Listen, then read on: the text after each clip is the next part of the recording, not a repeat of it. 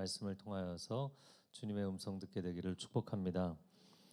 제목을 한번 같이 읽어볼까요? 하나님이 선으로 갚으시리라. 아멘. 사무엘상 강의 49번째입니다. 다윗이 사울을 죽이지 않을 수 있었던 이유는 하나님께서 선으로 갚아주실 것이다. 이 믿음의 고백이 있었기 때문입니다. 오늘 8절 말씀 제가 읽어보면 그 후에 다윗도 일어나 굴에서 나가 사울의 뒤에서 외쳐 이르되 내 주 왕이여 하매 사울이 돌아보는지라 다윗이 땅에 엎드려 절하고 다윗이 사울을 죽일 수 있는 절호의 기회에도 그를 죽이지 않고 놓아줍니다. 그리고 사울이 굴 밖으로 나갔을 때 적정거리에서 뒤따라 나가서 신하의 예를 갖춰 땅에 엎드려 절을 합니다. 그러면서 내 주 왕이시여 이렇게 부릅니다. 제가 이 고백을 보면서 느낀 것은 당신이 아무리 날 미워해도 나를 아무리 쫓아다니며 죽이려고 해도 당신은 여전히 나의 주군이십니다. 이런 고백이에요. 여러분, 인간의 삶이 상대방이 흔들리면 나도 흔들리는 게 정상입니다. 그래서 남편이 화를 내면 아내도 화를 내게 되고 부모가 짜증을 내면 자식들도 짜증이 나는 게 정상이에요. 상대가 악한 말을 하면 나도 고운 말이 나오지 않는 게 인지상정입니다. 그런데 사울이 다윗을 죽이려고 이렇게 쫓아다니는데 다윗은 변함이 없는 거예요. 다윗의 삶의 태도가 변함이 없어요. 물론 아주 잠시 흔들렸죠. 그래서 사울 왕의 옷자락을 베기는 했지만 죽이지를 않았어요. 그러면서 다윗이 왕에게 호소하는 내용이 나옵니다. 9절 같이 읽어볼까요? 시작. 다윗이 사울에게 이르되 보소서 다윗이 왕을 해하려 한다고 하는 사람들의 말을 왕은 어찌하여 들으시나이까. 여러분, 주변 사람들이 이간질하는 얘기를 왜 듣느냐라고 왕에게 호소합니다. 이 주변 사람들이 그럼 왜 이간질을 했는가? 지난주에도 나눴지만 왕이 그 얘기를 듣고 싶어 하니까. 그리고 또 한 가지는 다윗 한 사람을 희생양으로 만들어서 악역을 만들어서 자신들에게 이익이 된다면 자신들은 손해 볼 것이 없잖아요. 그런데 하나님이 이것을 참 기뻐하지 않으십니다. 레위기 19장 16절 건강한 사회를 만들라는 말씀이 레위기 19장에 줄줄이 나오는데 그 중에 한 가지입니다. 같이 읽어볼까요? 너는 내 백성 중에 돌아다니며 사람을 비방하지 말며 내 이웃의 피를 흘려 이익을 도모하지 말라. 나는 여호와이니. 네, 이게 무슨 얘기겠어요? 그러니까 다른 사람을 돌아다니면서 비방을 하면 그 사람의 피를 흘려서 내 손에 이익을 취하는 것이다. 이것은 하나님 기뻐하시지 않는다는 거예요. 여러분, 그 신약 성경에도 보면 교회 안에서 두루 다니면 한담하지 말라 이런 얘기가 나옵니다. 그러니까 시간 있다고 막 이 집 저 집 다니면서 야, 이 집사는 이렇지 않아, 김 집사 이렇지 않아 이런 얘기들 하고 다니지 말라는 거예요. 사람들은 자신의 억울함을 이해받기 위해서 관련된 사람에 대해서 필요 이상으로 과도하게 부정적으로 이야기하는 성향이 생기게 돼 있어요. 그래서 학교에서 학생들이 모이면 선생님 흉을 본다는 거예요. 근데 또 선생님들이 모이면 교장 선생님 흉을 보고. 네. 직장에서도 직원들이 모이면 상사 흉을 봅니다. 성도들도 모여서 다른 성도들 흉을 보거나 목사 흉을 보고, 목사들은 또 모이면 성도들 흉을 봐요. 우리 교회 교인들 날 너무 힘들게 한다 이러면서. 이 세상에서 가장 못난 짓이에요. 인간이 얼마나 거짓되고 부패한 존재인지 모릅니다. 그러나 우리는 하나님의 사람들이기 때문에 요한복음 8장 32절의 말씀처럼 여러분 진리를 알지니 진리 안에서 여러분 자유롭게 되시기를 축복합니다. 진리를 수용하는 사람들은 진리 외에 진리가 아닌 것들은 그냥 이렇게 선을 그으시라는 거예요. 자, 이어지는 10절 말씀 같이 읽어보겠습니다. 여호와께서 굴에서 왕을 내 손에 넘기신 것을 어떤 사람이 나를 권하여 왕을 죽이라 하였으나 내가 왕을 아껴 말하기를 나는 내 손을 들어 내 주를 해하지 아니하리니 그는 여호와의 기름 부음을 받은 자이기 때문이라 하였나이다. 아멘. 네.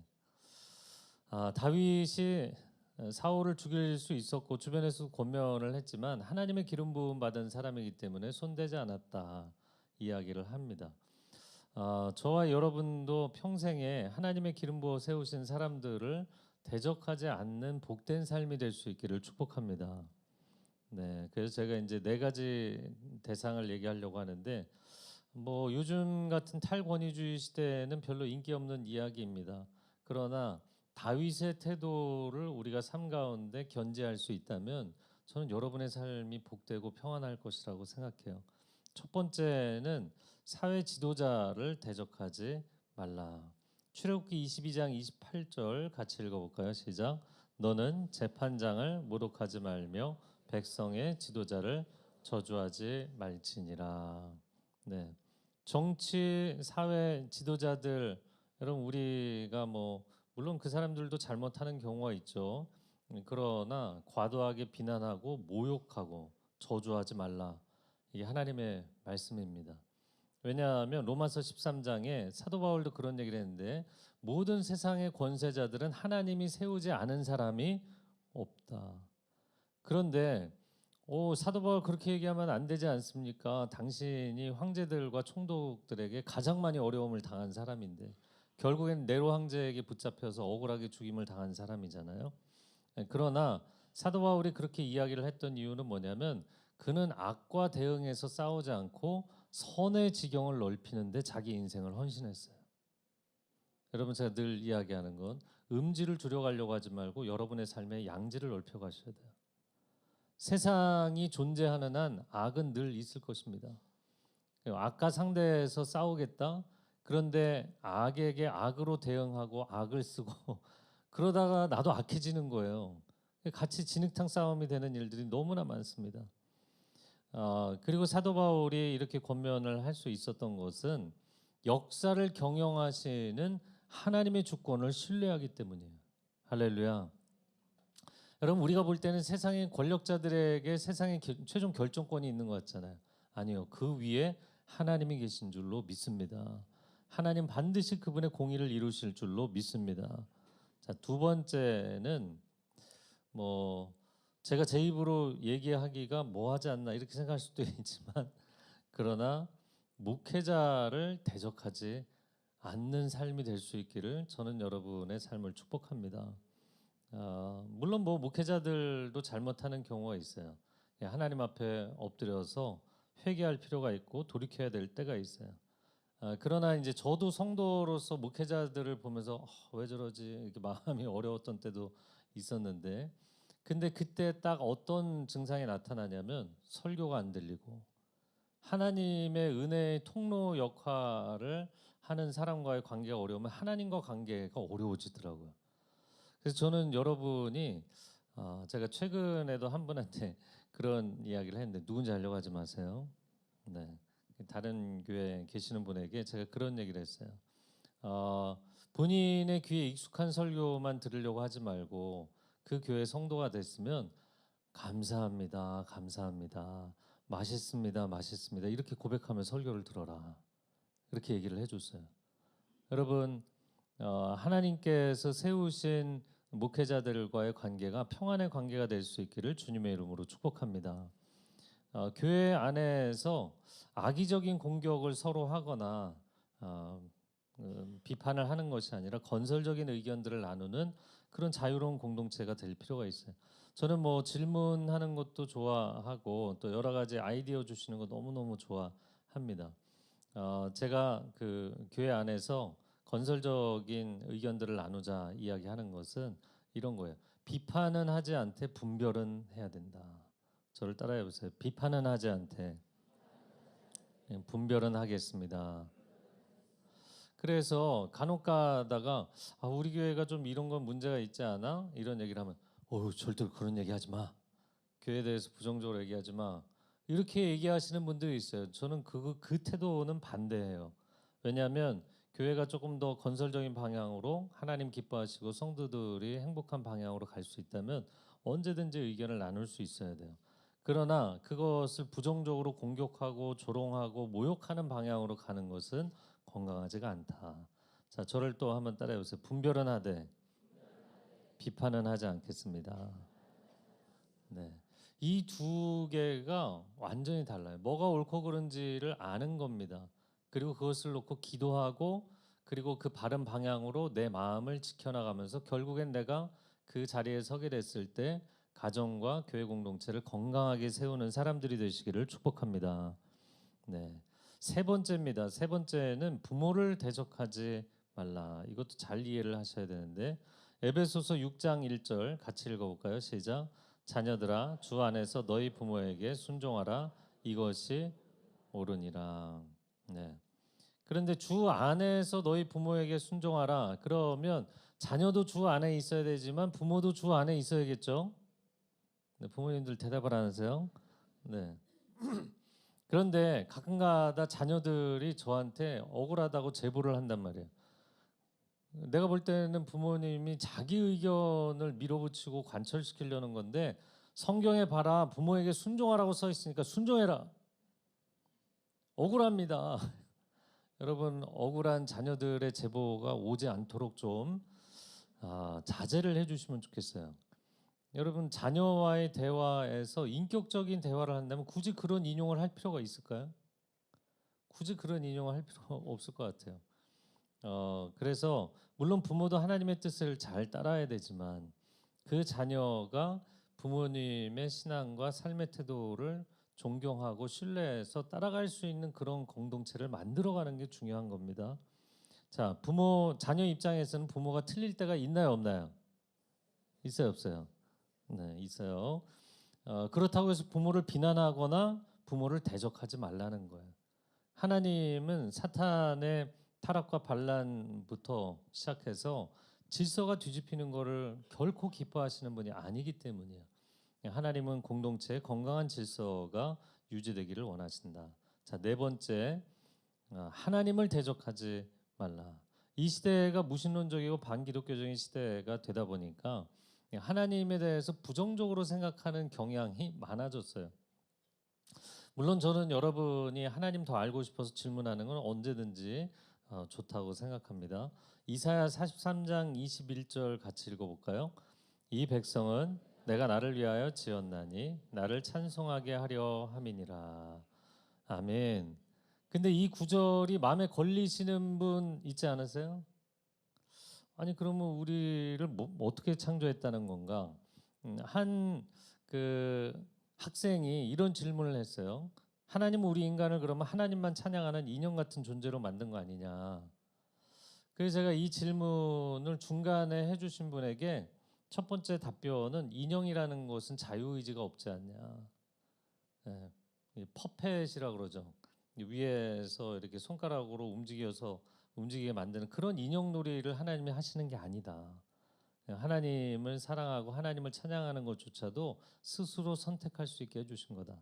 그렇게 답변을 일단 해줬는데 오늘 두 번째 답변을 한다면 자, 하나님이 우리에게 주신 것이 아무것도 없이 우리에게 찬양만 요구하실까? 하나님이 우리를 지극히 사랑하셔서 이 모든 자연 만물을 선물로 지어주신 줄로 믿습니다. 네. 그래서 당연히 하나님 앞에 찬양과 감사가 나오는 거예요. 제가 그 교회에서 다니다 보면 이제 아이들이 많잖아요. 여러분 아이들이 있으면 저는 이렇게 인사도 하고 또 어떤 애들은 저를 이렇게 관심 있게 쳐다보면 따라올래? 내가 맛있는 거 줄게. 그리고 맛있는 것도 주고 그럽니다. 자 그러면 부모님들이 제가 이렇게 인사를 하면 아이들이 물끄러미 쳐다보거나 부끄러워하거나 그러면 너도 인사해. 너도 손 흔들어. 안녕하세요 해. 어떤 부모는 뭐 머리를 이렇게 꺾으면서 그냥 인사를 시켜요. 그리고 뭐 맛있는 거라도 주면 감사합니다 해야지 감사해야지. 여러분 부모가 왜 그럴까요? 그것이 인간의 기본 도리이기 때문인 거예요. 이쪽에서 인사를 하고 사랑해주고 축복해주고 뭔가 선물을 주면 그 작은 것 하나에도 감사의 반응이 나오는 것을 부모가 원하는 거예요. 하나님이 우리에게 아무것도 주시지 않고 너 인사해봐, 감사해봐. 하나님이 그러시는 분이 아니잖아요. 그래서 왜 우리는 하나님 그렇게 오해를 할까? 하나님은 우리의 선하신 창조주이신 줄로 믿습니다. 우리에게 모든 것을 주셨어요. 마땅히 찬양받기에 합당하신 분이세요. 그런데 그런 하나님의 아름다운 동산을 망가뜨리고 죄 지은 우리를 건지시기 위해서 이번엔 아들의 생명까지 주신 거잖아요. 그러니까 하나님께서 우리 사람을 하나님을 찬송하도록 지으셨다는 것은 억지 요구를 하시는 것이 아니라 사람됨의 기본 도리인 거예요. 이건 너무나 감사하고 하나님 앞에 찬양하기에 마땅한 일을 해야 되는 것이죠. 자, 이어지는 11절 같이 읽어보겠습니다. 시작. 내 손에 있는 왕의 옷자락을 보소서. 내가 왕을 죽이지 아니하고 겉옷자락만 베었은즉 내 손에 악이나 죄가가 없는 줄을 오늘 아실지니이다. 왕은 내 생명을 찾아 해하려 하시나 나는 왕에게 범죄한 일이 없나이다.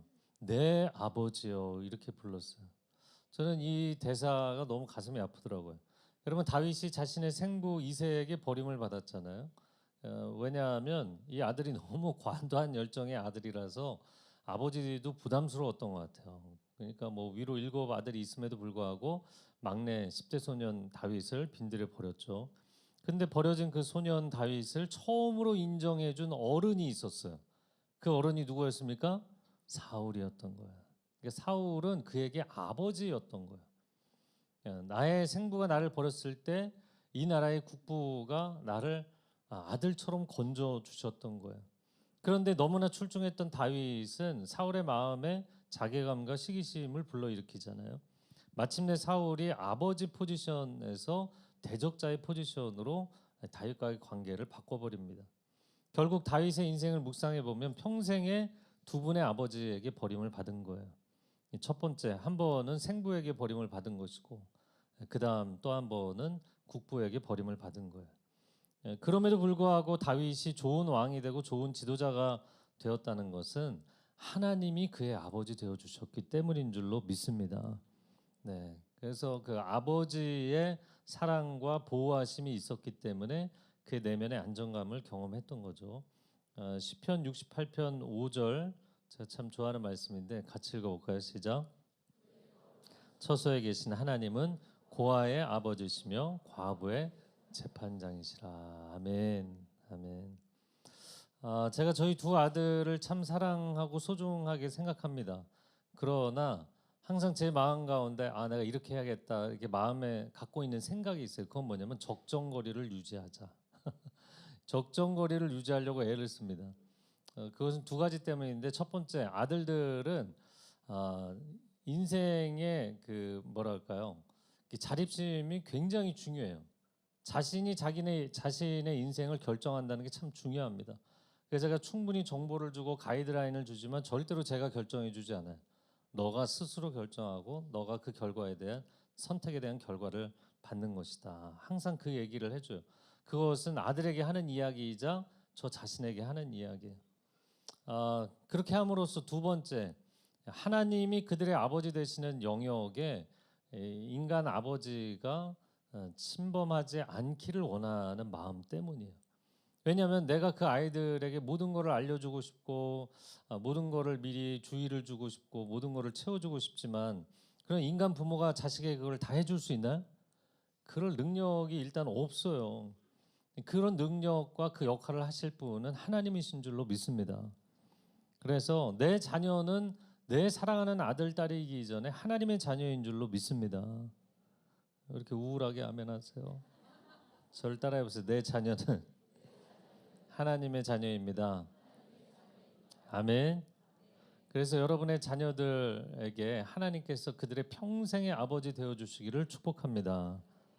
우리가 뭐 군사부일체라는 표현을 쓰는데, 이 표현 자체는 뭐 소학이라는 책에서 유래하긴 했지만 그 표현이 뭐 소학에 나오는 것은 아니더라고요. 그 소학에서는 뭐라고 표현을 했냐면, 아버지는 낳아주시고 스승은 가르쳐주시고 임금은 먹여주시니 그러므로 임금에게 충성하고 부모에게 효도하고 스승을 존경해야 된다. 뭐 그런 이야기입니다. 오늘날 뭐 탈권위주의 시대가 되어서 불필요한 권위주의에 벗어난다는 건 좋은 것 같아요. 그러나 학교들을 볼 때 일선 학교에서 교권이 너무 많이 무너져 있는 것이 안타깝습니다. 물론 학생들의 인권이 어느 정도 존중되는 건 당연히 필요합니다. 그런데 이제는 이 상황이 좀 도가 지나쳐서 학생이 교사에게 욕하고 때리고 공격을 해도 속수무책으로 당하는, 심지어 이제 과도하게 이제 우울증에 생을 마감하는 선생님들까지 나오기 시작했잖아요. 여러분, 부모님들에게 권면하는 것은 학교 선생님들을 존중해 주세요. 그리고 교회 학교, 주일학교 선생님도 존중해 주세요. 아직 반응이 없지만, 여러분, 부모가 내 아이의 선생님을 존중해야만 아이도 존중의 가치를 배울 수 있게 돼 있어요. 아이가 학교에서 친구들하고 다투는 일도 생기고, 또 뭐 놀다가 조금 다치는 일들도 생깁니다. 그런데 그런 일이 생겼다고 해서 득달같이 달려가고 저 선생에게 징계를 줘라, 저 아이에게 징계를 줘라, 이런 거 너무 하지 않으셨으면 좋겠어요. 요즘은 이제 한두 아이만 낳아서 키우다 보니까 그 아이가 막 인생의 전부가 돼버린 거예요. 하나님보다 중요하고 다른 그 어떤 존재보다 중요해진 거예요. 여러분, 부모가 아이를 돌볼 때 아이가 다른 친구들하고 싸우는 일이나 아니면 놀다가 다치는 일이 생기나요, 안 생기나요? 생겨요. 생깁니다. 근데 학교에서 그런 일이 생기면 어떻게 절대로 일어나지 말아야 될 일이 일어났냐 이렇게 얘기할 수 있나요? 그렇지 않습니다. 그래서 선생님들을 쥐잡듯이 잡으려고 하는 그런 부모 너무 안타깝습니다. 자신밖에 모르는 부모가 자신밖에 모르는 아이를 키우게 되고, 자신밖에 모르는 아이들이 열심히 공부하고 사회 지도자가 되어서 사이코패스형 리더들이 되는 거예요. 우리가 생각할 때 리더는 팔로워들을 위해서 헌신해야 된다, 이 생각이 있잖아요. 그런데 그게 왜 안 될까요? 여러분, 옆에 친구가 힘들어도 나는 공부를 해야지만 나 자신을 위해서 노력해야만 이 경쟁사에서 이기는 거예요. 다 그렇게 산 사람들이 지도자가 되는 거예요. 여러분, 모르는 얘기 아니죠. 그러니까 우리가 그런 지도자들을 만든 거예요. 제가 늘 얘기하는 건데, 사회 정치 지도자들 그렇게 문제 있는 사람들 많죠. 그러나 너무 과도하게 흥분하고 욕할 게 없는 것은 우리가 이 문화를 만든 겁니다. 우리가 스스로 우리 가정에서 만든 문화고, 우리 학교에서 만든 문화고, 우리 사회에서 이 문화를 만든 거예요. 야, 너가 지금 친구 신경 쓸 시간이 어디 있어? 시험 공부해야지. 자신만을 위해서 살도록 아이들을 부추겼잖아요. 그리고 부모도 아이가 조금이라도 손해를 보면 득달같이 달려가고 학교를 뒤집어 놓으려고 하잖아요. 그러니 어떻게 세상이 평안할 수 있겠는가? 여러분, 하나님을 경외하는 삶을 살아가시기를 축복합니다. 그리고 하나님을 경외할 뿐만 아니라 우리 삶에 함께하는 사람들을 존중하고 배려하는 삶을 사세요. 그래야만 아이도 그런 삶의 가치를 배울 수 있고, 그런 아이가 부모가 되고 그런 아이가 사회 지도자가 되어야만 세상을 건강하게 만들 수 있는 줄로 믿습니다. 자, 오늘 본문의 12절, 15절 같이 읽어보겠습니다. 시작. 여호와께서 나를 위하여 왕에게 보복하시려니와 내 손으로는 왕을 해하지 않겠나이다. 그런즉 여호와께서 재판장이 되어 나와 왕 사이에 심판하사 나의 사정을 살펴 억울함을 풀어주시고 나를 왕의 손에서 건지시기를 원하나이다 하니라. 아멘. 다윗이 이야기를 합니다. 여호와께서 판단하실 것입니다. 여호와께서 보복하실 것입니다. 이게 다 무슨 얘기냐면, 내가 믿는 분은 하나님이다. 나는 하나님을 믿기 때문에 이 힘든 시간을 이겨낼 수 있고 이 억울한 시간을 이겨낼 수 있다, 이 고백을 하는 거예요. 그리고 15절에 하나님 나의 억울함을 다 풀어주셔서 나를 건지시는 날이 오게 해주십시오. 사울 왕과 대화를 하면서도 다윗이 내면으로는 하나님 앞에 기도를 하잖아요. 그래서 정말 이 사람이 예배자가 맞다 이렇게 생각하는 것은, 예배는 이 성전에서만 드리는 것이 아니라 여러분, 힘든 사람을 대하고 있을 때 힘든 인생의 상황 속에서도 나는 그 사람을 대하고 있고 상황을 대하고 있는데 내 영혼은 하나님과 대화하고 있는 거예요. 그렇게 기도가 열려있는 신앙이 될 수 있기를 축복합니다. 어제 큐티 본문에도 우리 나눴었는데요. 사도 바울이 그가 이제 처형을 앞두고 마지막 상황에서 기록한 게 디모데후서 마지막 부분이에요. 박해자가 있어도 그 박해자와 대응해서 싸우느라고 인생을 허비하지 않았어요. 동역자들이 배신하고 떠나도 그 동역자들을 원망하지 않았어요. 그리고는 그가 기도하는 게 하나님이 모든 악에서 나를 건지셔서 내 영혼의 구원을 완성하실 것을 믿습니다. 할렐루야. 네, 이렇게 힘든 상황에도 나는 하나님을 신뢰합니다. 하나님이 내 인생을 완성하실 것입니다. 이 고백이 있는 거예요. 제가 오늘 나누고 싶은 것은 저를 한번 따라해보세요. 믿음은 선택적 시력을 갖는 것입니다. 제가 이제 보는 것도 예민하고 듣는 것도 예민하고 이런 편인데, 그러나 하나님을 만나고 나서 굉장히 많은 게 변했어요. 여러분, 제가 이렇게 보면서 안타까운 것은 많은 사람들이 내가 할 일에 집중을 못합니다. 또 나를 지지해주는 사람들의 위로의 말도 잘 안 들립니다. 그럼 뭐를 집중하고 뭘 듣느냐? 나를 미워하는 사람들, 나를 오해하는 사람들, 나를 공격하는 사람들, 그런 사람들의 시선을 집중하고 그런 사람들의 얘기에 마음과 생각을 집중하고 인생을 거기에 집중해서 다 쏟아붓느라고 허비하는 사람들이 있어요. 여러분, 이게 얼마나 손해인지 모릅니다. 믿음은 선택적 시력을 갖는 거예요. 믿음은 하나님이 보기를 원하시는 것만 집중해서 보는 거예요. 그 외의 것들은 그게 존재하는 것을 모르는 게 아닙니다. 제가 그래서 비판과 분별은 다르다. 분별은 눈을 감지 말라는 거예요. 그게 뭔지를 아셔야 돼요. 그러나 거기에 과도하게 나 자신도 부정적으로 감정적으로 진흙탕에 빠져버리면 그때부터는 비판과 모욕과 진흙탕 싸움이 되는 거예요. 그러면 당신의 인생도 망가지게 돼 있다. 믿음은 내 앞에 내가 지금 통과하는 이 어둠의 골짜기를 바라보는 것이 아니라 나를 보호하시는 목자 되신 주님을 선택적으로 바라보는 거예요. 믿음은 내 앞에서 나를 노려보는 원수를 바라보지 않고 내게 상을 베풀어 주시는 주님을 선택적으로 바라보는 것이에요. 할렐루야. 제가 여러분에게 심리적인 낙관론자가 되라는 얘기가 아닙니다. 여러분, 믿음의 승리자가 되시기를 축복합니다. 제가 그 주님 만나고 인생이 변했다고 이야기했는데 크게 두 가지 얘기를 해보면 심리적으로 첫 번째는 후회하지 않는 인생이 됐다는 거. 이게 얼마나 감사한지 모르겠어요. 그러면 후회할 거리가 없어서 후회를 하지 않느냐? 그런 거 아니에요. 후회할 거리들이 많죠. 근데 예전에는 좀 과도한 상황이었는데 그게 뭐냐면 사람을 한 2시간 만나잖아요. 한 20시간은 후회하는 거예요. 내가 그 사람 만나서 왜 그런 행동을 했지? 왜 그런 말을 했지? 뭐 매일 그 생각을 하느라고 인생을 현재도 못 살고 미래도 못 살고 그렇다고 과거를 건강하게 해석하는 것도 아니고 그런데 주님을 만나고 나서 회개할 거는 빨리 회개하고 내가 뭐 잘못했던 거는 다음에 잘하면 되니까 그렇게 생각하고 그럼에도 불구하고 하나님이 여기까지 은혜로 인도해 주셨구나. 할렐루야. 하나님 감사합니다. 그렇게 빨리 나 자신에 대해서 정직하게 받아들이는 시간을 갖게 됐어요.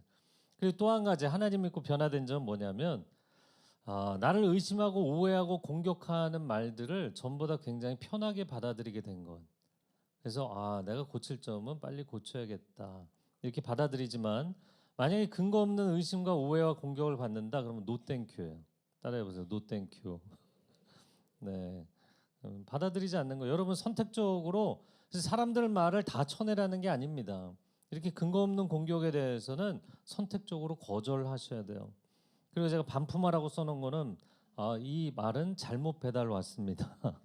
반품하시고 그 보이스피싱 문자뿐만 아니라 의심스러운 문자는 수신 차단하시면 돼요. 제가 가끔 상담할 때 전화번호를 바꾸시죠 이렇게 권면하는 경우가 있어요. 왜냐하면은 뭐 거의 폭격을 하듯이 부정적인 문자를 보내는데 그거를 계속 읽고 있는 사람들이 있어요. 그 전화를 계속 받는 사람들이 있어요. 아니요. 그때는 전화번호를 바꿔서라도 거기에 집중을 하면 안 되시는 거예요. 그러니까 저는 여러분을 부정적으로 오해하고 공격하는 사람들에게 저 그런 사람 아닙니다. 저를 오해하지 마세요. 제발 저를 바르게 이해해 주세요. 그렇게 너무 애쓰실 필요가 없다. 나의 진실은 누가 알고 계세요? 하나님이 알고 계세요. 그렇기 때문에 나의 진정성은 그분이 다 복원해 주실 줄로 믿습니다. 사람에게 다 이해받고 사람에게 다 수용받고 사람에게 다 인정받으려고 너무 원하지 마시라. 그리고 그 사람이 나한테 잘못했으니까 내가 사과를 받아내야 돼. 그거 여러분 평생에 다 하고 살 수 있는 사람이 있어요, 없어요? 없어요. 그거 너무 원하지 마세요. 하나님께 이해받고 수용받고 인정받으면 여러분 완성입니다. 자유하시기를 축복합니다. 왜냐하면 나는 세상 사람이 아니라 하나님의 사람인 줄로 믿습니다. 아멘. 네, 이어지는 16, 17절 같이 읽어볼까요? 시작. 이같이 말하기를 마침에 사울이 이르되 내 아들 다윗아 이것이 내 목소리냐 하고 소리를 높여 울며 다윗에게 이르되 나는 너를 학대하되 너는 나를 선대하니 너는 나보다 의롭도다. 사울 왕이 다윗의 이야기를 듣고 내 아들 다윗아 그러고 막 통곡을 합니다. 왜 이렇게 울었을까? 여러분 사울이 감정적으로 격해진 것은 그가 제일 두려워했던 게 뭐예요? 다윗이 나를 어느 날 죽일 수도 있겠다. 이게 두려웠잖아요. 그런데 다윗이 그럴 수 있는 상황에 자기를 안 죽인 데다가 자기를 죽이자고 이야기한 사람들에게 죽이지 못하도록 말렸다는 거예요. 그러니까 그 얘기를 듣는 순간 사울이 너무 고맙고 그 순간 너무 미안하고 너무 부끄럽고 너무나 큰 안도감을 경험한 것 같아요. 나는 너를 학대하되 너는 나를 선대했다. 이 말이 아주 이제 대조적인데 원문 히브리 원문을 보니까 나는 너의 선을 악으로 갚았는데 너는 나의 악을 손으로 갚는구나. 이 얘기예요. 마태복음 7장 12절 같이 읽어볼까요? 그러므로 무엇이든지 남에게 대접을 받고자 하는 대로 너희도 남을 대접하라. 이것이 율법이요 선지자니라. 율법이요 선지자라는 건 구약 성경의 전부가 이야기하는 핵심이 뭐냐 이거다. 자 그러면 여러분이 이제 대우받고 싶은 대로 다른 사람에게 잘했어요. 근데 그 사람이 그렇게 안 해줘요. 그럼 억울하잖아요. 저 혼자 억울한가요? 그럼 그걸 어떻게 해야 돼요? 그 사람이 안 해줘도 하나님이 너에게 갚아주실 것이다. 이 얘기를 하는 거예요. 로마서 12장 20절 21절 제가 읽어볼게요. 내 원수가 줄이거든 먹이고 목마르거든 마시게 하라. 그리함으로 내가 숯불을 그 머리에 쌓아 놓으리라. 부끄럽게 만들 거라는 거예요. 악에게 지지 말고 선으로 악을 이기라. 오늘 본문에서 사울이 이 결정적인 장면에서 다윗 너가 선하다. 너가 나보다 의롭다. 인정을 해주고 또 한 가지 놀라운 것은 그를 축복해 줍니다. 너는 앞으로 잘 될 거야. 하나님이 너에게 선을 베풀어 주실 거야. 하나님이 너를 왕으로 세우시고 너를 축복해 주실 거야. 이렇게 축복을 합니다. 그래서 저는 여러분이 이런 다윗의 선한 삶에 일관된 태도를 유지하셔서 여러분의 원수에게조차 인정받고 축복받는 인생이 되시기를 주님의 이름으로 축복합니다. 제가 아는 한 장로님이 우리나라 그 누구나 알만한 대기업에 말단 사원으로 들어가셨어요. 그런데 이제 첫 회식 자리에서부터 이제 팀장님이 엄청 힘을 주고 이제 회식 자리를 마련을 했는데 저는 크리스찬이라서 술을 마시지 않겠습니다. 이렇게 얘기를 한 거예요. 그러니까 이 팀장이 막 분노하면서 마셔라. 저는 안 마십니다. 마셔라. 그래갖고 이제 너무 화가 나니까 이 팀장이 너가 이 회사를 다니는 한 내가 너의 앞길을 끝까지 막겠다. 이렇게 선언을 한 거예요. 그런데 이분은 나는 술로 이 회사에 기여하는 게 아니라 일로 기여를 하겠다. 정말 일을 성실하게 열심히 하셨고 또 일을 워낙에 잘 하시는 분이기도 했고 그래서 모두에게 인정을 받게 된 거예요. 이 장로님이 처음으로 그 회사에 이제 임원 그 후보진에 오르게 됐을 때 회장님이 이 사람은 어떤 사람이냐 이렇게 물어보니까 먼저 임원이 됐던 그 팀장이 뭐라고 이야기를 한 줄 아세요? 이 사람은 우리 회사에 꼭 필요한 사람입니다. 이 사람을 뽑으셔야 됩니다. 그렇게 악담을 했던 그 팀장조차도 변화시킬 정도로 일관된 성실함과 신실함으로 헌신을 한 거예요.